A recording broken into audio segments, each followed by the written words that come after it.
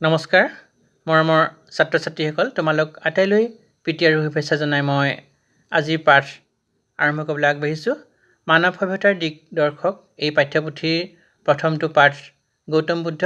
এই পাঠৰ প্ৰশ্ন উত্তৰসমূহ মই আলোচনা কৰিবলৈ আগবাঢ়িছোঁ। আশা কৰিছোঁ আটাইয়ে মনোযোগ দিবা হওক। প্ৰথম প্ৰশ্ন, গৌতম বুদ্ধৰ প্ৰথম পূৰ্ণ জীৱনী গ্ৰন্থখনৰ নাম কি আৰু ইয়াৰ লেখক কোন? উত্তৰ, গৌতম বুদ্ধৰ প্ৰথম পূৰ্ণ জীৱনী গ্ৰন্থখনৰ নাম বুদ্ধচৰিত আৰু এইখন অশ্বঘোষে লিখিছিল। কোনে লিখিছিল? অশ্বঘোষে লিখিছিল। 2 নম্বৰ প্ৰশ্ন, সিদ্ধাৰ্থক কোনে তুলি তালি ডাঙৰ দীঘল কৰিছিল? উত্তৰ, সিদ্ধাৰ্থক বীৰমাতা গৌতমীয়ে তুলি তালি ডাঙৰ দীঘল কৰিছিল।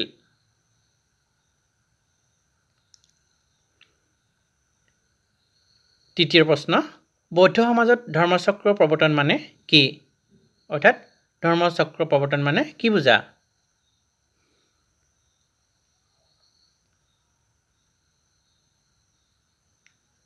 উত্তৰ, বুদ্ধি লাভৰ পাছত গৌতম বুদ্ধই বাৰাণসীৰ ওচৰত অৱস্থিত ঋষিপতনৰ মৃগ উদ্যানলৈ যাত্ৰা কৰে আৰু তেওঁৰ 5জন প্ৰাক্তন সংগীক লগ পায়।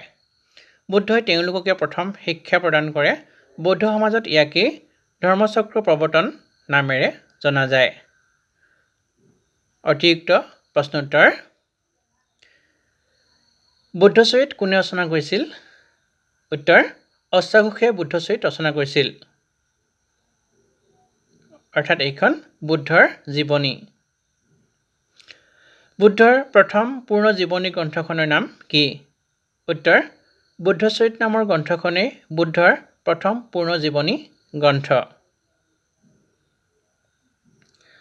বুদ্ধিবৃক্ষ কি বা বুদ্ধিবৃক্ষ বুলিলে কি বুজা? যিজোপা গছৰ তলত বুদ্ধদেৱে জ্ঞান লাভ কৰিছিল সেইজোপাকেই বুদ্ধিবৃক্ষ নামেৰে জনা যায়। অৰ্থাৎ যিজোপা গছৰ তলত বহি বুদ্ধদেৱে জ্ঞান লাভ কৰিছিল সেই গছজোপাকেই বুদ্ধিবৃক্ষ নামেৰে জনা যায়। ভিডিঅ'টি চোৱাৰ বাবে আটাইকে মই ধন্যবাদ জ্ঞাপন কৰিছোঁ।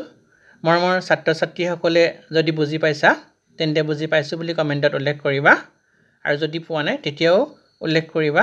আশা কৰিছোঁ তোমালোকে পূৰ্বদৰে এই ভিডিঅ'টি আঁকোৱালি ল'বা আৰু লগৰ বন্ধু বান্ধৱীলৈ শ্বেয়াৰ কৰিবা আৰু যিসকলে ছাবস্ক্ৰাইব কৰা নাই তেওঁলোকে ছাবস্ক্ৰাইব কৰি তোমালোকৰ সুবিধাৰ কাৰণেও আগবাঢ়ি যোৱাত আৰু মোকো সহায় কৰিবা বুলি আশা কৰিছোঁ।